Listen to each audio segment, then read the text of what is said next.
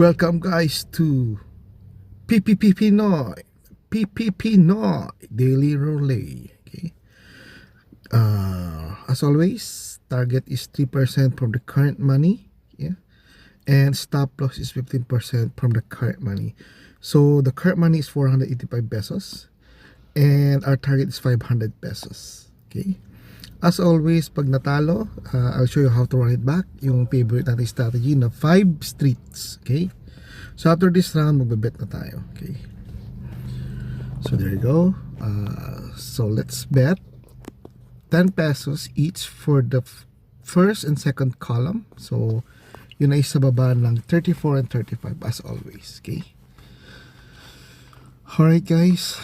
So after, sana maaga-aga tayo guys. Para maaga-agang nagpapahinga. Live to guys ha. Live to. Hindi tayo nagbebet sa ECEPS tulad ng mga auto relay.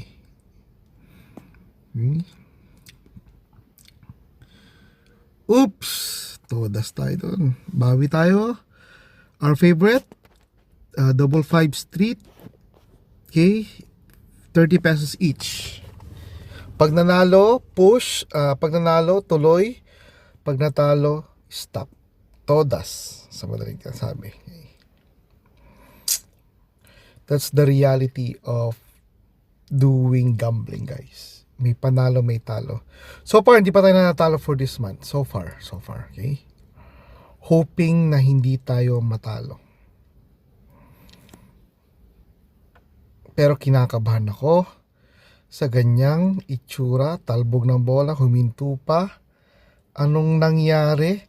Lusot tayo guys. Sa 26 tayo. Medyo naghang lang yung video pero panalo tayo guys. 26. After 3 naging 26. So dito naman tayo sa same second and third dozen tayo. Okay, 5 pesos na lang guys. 5 pesos. 5 pesos na lang guys. Okay. May tumatawag pa sa atin. Pero wag ka munang umistorbo. Medyo nagahang. Oops, talo na naman tayo guys. Sana makabawi tayo ulit. 15 na lang kailangan natin, 15 pesos. So dito tayo sa strategy natin. Double 5 street, double street, tig 15 pesos. Pag nanalo yan, panalo tayo. Okay. There you go.